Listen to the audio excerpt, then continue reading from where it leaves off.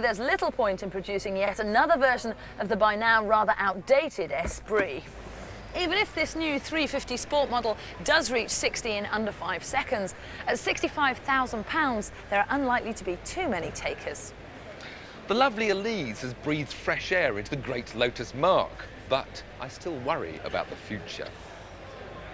What I love about the Elise is that they designed the car and then, over a coffee break, gave it a body. Now, Audi did things the other way round.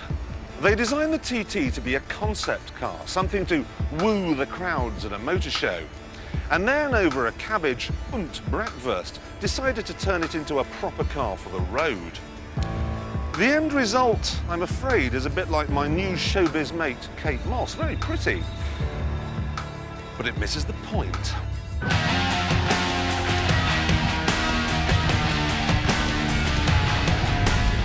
Inside the air-conditioned cabin, you sit on spectacularly good seats overlooking this wonderful dashboard, peering out through slitty little windows. In many ways, it's like driving a letterbox.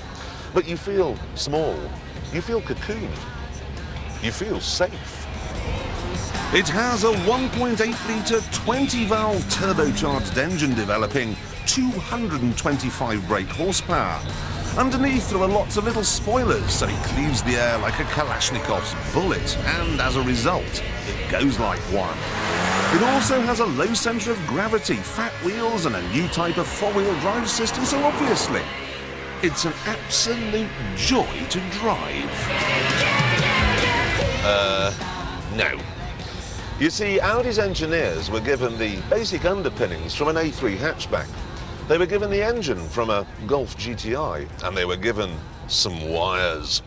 And they haven't been able to turn this mixed bag into a sports car. I understand the problem.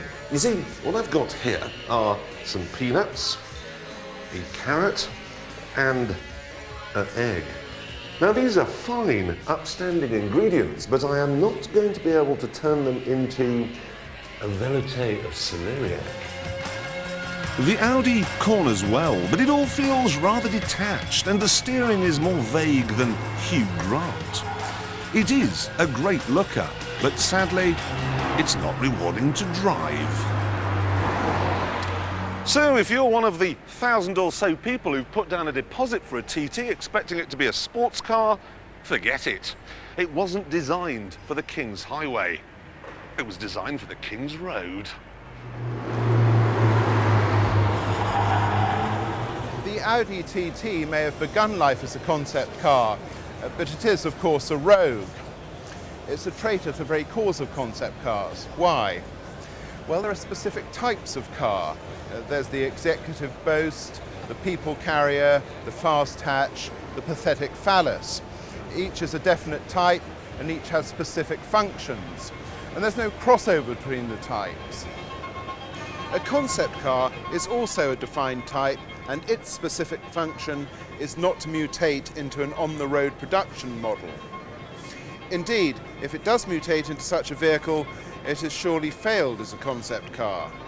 Concept cars are meant to be fantastical. They're not meant to be practical or workaday. They owe their particular flavour to their kinship with the creations of science fiction. The problem is that the gulf between science fiction and science fact has narrowed to the point of invisibility. Predictions come true with alarming alacrity, which means that it won't be long before the concept car is as redundant as the half-timbered shooting brake. We are in the twilight of the concept car. This is evident from the half-heartedness and old-fashionedness of certain of those on display. The Hyundai Euro 1 harks back to the golden years of the concept car, the 50s and the 60s. It belongs to yesterday's tomorrow, which is still yesterday. The Renault Velsatis, where do they get these names from, is almost self-consciously ugly. It looks mutilated. It looks as if it's been deformed in its desperation never to become anything other than a concept car. The Nissan Kicks, that's K-Y-X-X. Oh dear. the Peugeot 206 Escapade. Escapade, don't you just love it? It has suede effect bumpers for added sophistication and a general air of off-roadishness, which, should it ever get made, would guarantee good sales in southwest London suburbs. But suede has nothing on the exciting finish that Mitsubishi have confected for the Technus. This really is a tough cookie. It has survived an accident in a builder's yard with a gallon of Hammerite, and so has a sort of rough cast trim. That's Hull for Scottish viewers. So what next year? Pebble dash? Tile hanging? Rusticated stone? Stucco? Stucco. Stucco for 99. Concept cars. They're full of wacky ideas, aren't they? But really, you know, they don't bear any relationship to the real world. Now, I've got this revolutionary idea for a car. Now, I think drunk driving, it's a terrible crime and it should be treated very severely. But if you live in the country 5 miles from a pub, what are you going to do? Well, you need my car, the Drunkmobile. What it'd be a great big car, completely encased in foam, spherical in shape. It'd only do 5 miles an hour, right? And it'd have this siren that went blah, blah, blah, blah, blah, blah, so everybody knew you were coming, you know. Right, we're half an hour into the show and we haven't shown you a single car that you're likely to pay for with your own money. Well, it was a Ford Focus. It's a fleet car, Jeremy. As I was saying, there's nothing here that you would have put your hand in your pocket for amidst the distractions of all this bulging bodywork. Heel. Sorry. Yes, we will actually be very sensible now and show you a car which undercuts its rivals by thousands of pounds. It's made in Britain. It has an engine in the front. And a lovely boot in the back. To gain access to the roomy cabin, it has 4 of these rather clever metallic hinged entranceway units. And directional management is facilitated by this plain closed curve which acts in direct relationship with the front wheels. What about reliability? Second to none. Residuals? Very agreeable. You know, if a Martian came to Earth and said, what is a car? This is it. This is the dictionary definition, isn't it? What's it called? Don't know. No idea.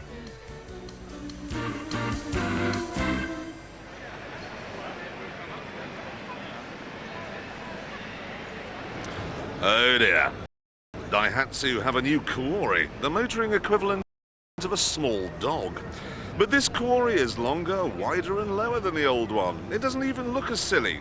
There's also a new 1-litre 3-cylinder engine which promises to be super economical. The same engine goes into this, the new Move, which has been styled by Giugiaro, king of the car designers, having an off day. And Mr. Giugiaro has a lot to answer for because he's recently penned this. The new Daewoo Matiz, a sort of city car. 800cc, 3 cylinders, and made in Korea. So you might think that this is a baleful, miserable, hateful, shiversome, loathsome little car, cheap and nasty, and that for threading through the traffic like a laxative, you need something with brio, something with elan, something with subtlety, like this. You see, despite any capacity, the little engine dragon as it hauls the Matiz along at a decent clip. It clings on gamely in corners too. You can even have it with air conditioning and ABS. But the best bit is that for a whisker over £6,000, because that's where prices start, you get 3 years warranty and 3 years free servicing, making it a diminutive bargain. Wow! Quentin driving fast there, and wow again, because what we've got here is Toyota's new Super Mini, the 1-litre Yaris. What can I say? It is a very spacious car, but more than that, it's a very international car. It was designed by a British person, the engine is made in Wales, Toyota is a Japanese company, and it's made in France, where of course it's considered normal to urinate in the streets.